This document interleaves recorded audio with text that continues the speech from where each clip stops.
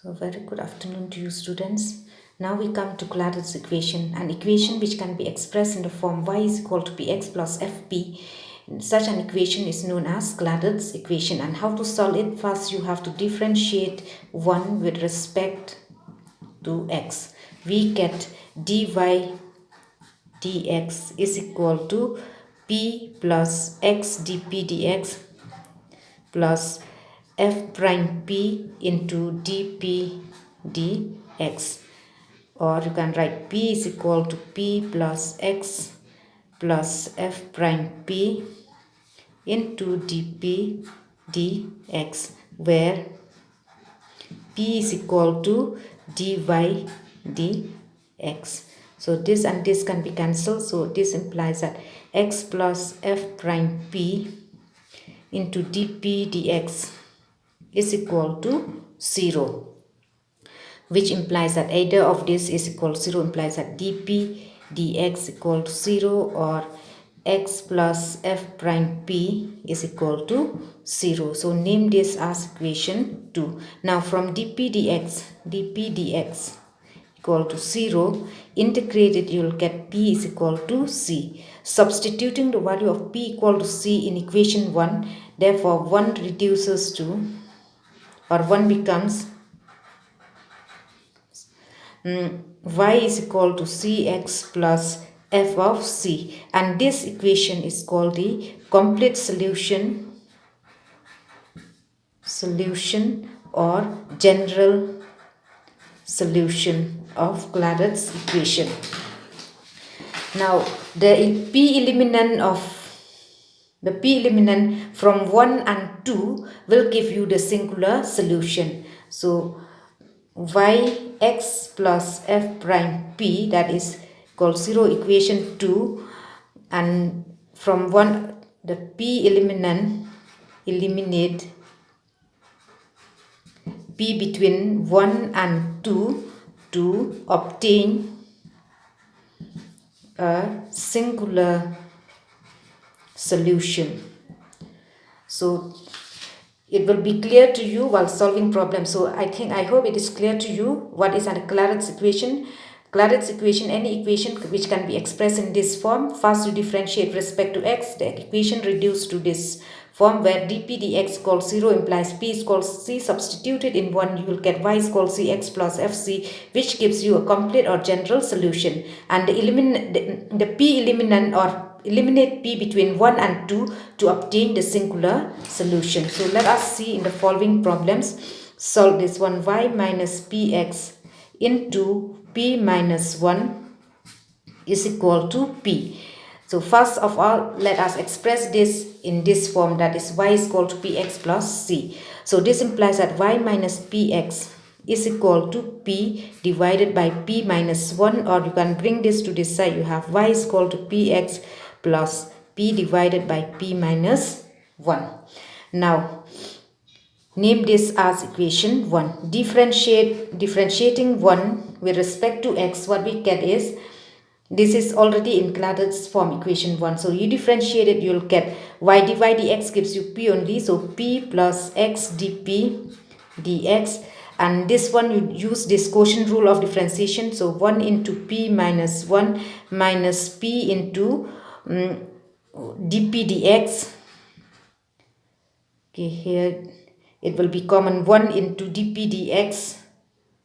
Okay, I'll write it here. So you have here p is equal to, after you differentiate, you'll get x into dp dx, and the second part, when you differentiate it, you'll get dp dx into p minus 1, and then minus p into dp, you differentiate this with respect to x, divided by p minus 1 the whole square. Use this quotient rule of differentiation. After that, this p and p can be cancelled, so this reduces to x. As you can see, dp dx is common throughout, so x plus, so, or let me write x into dp dx plus p minus 1 minus p divided by p minus 1 the whole square into this whole thing dp dx. So p and minus p will cancel.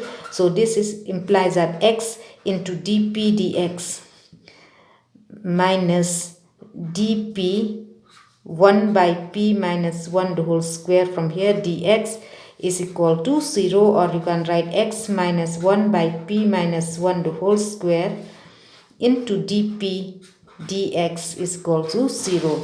So now from here it implies that dp dx is equal to 0, or x minus 1 by p minus 1 the whole square is equal to 0. So from name this as equation 2. From here dp dx is equal to 0 implies that p is equal to c.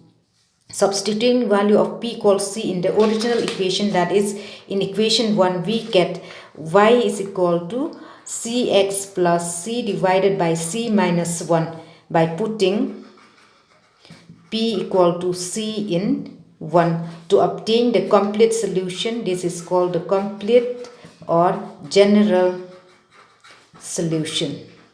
Next we obtain the singular solution, and for that you see from this equation, from equation 2, from 2 implies that x is equal to 1 by p minus 1 the whole square, which implies that p minus 1 the whole square is equal to x on taking the positive square root. So this implies that p minus 1 will be equal to root x, or you can write here p is equal to root x, okay, 1 by root x, sorry, this is 1 by root x, implies that p is equal to 1 plus 1 by root x, which is equal to root x plus 1 divided by root x. Substituting the value of p here in the original equation, that is in equation 1, we get y. Therefore 1 implies you replace p in equation 1, you get y is equal to, that is px, so root x plus 1 divided by root x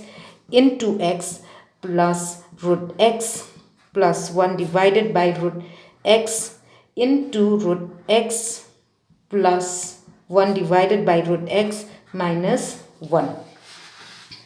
So this is equal to root x. X by root x can be cancelled, because x is same as root x into root x. So instead of x, you express it as root x into root x. That root x will cancel with this. So what remains here is root x plus 1 into root x, and then plus this root x. After taking the LCM of this, it will get cancelled with this root x. What remains here is root x plus 1 divided by root x plus 1 minus root x. This can be cancelled. So root x into root x gives you x plus root x, and then plus root x plus 1, because from the denominator it will remain as 1. This is nothing but x plus 2 root x plus 1, which is equal to root x plus 1 the whole square, that is of the form a plus b the whole square. So this implies that y is equal to root x plus 1 the whole square is the singular solution. And remember that the singular solution, the term p and the constant c will vanish. It will involve only this value y and x. I hope it is clear to you.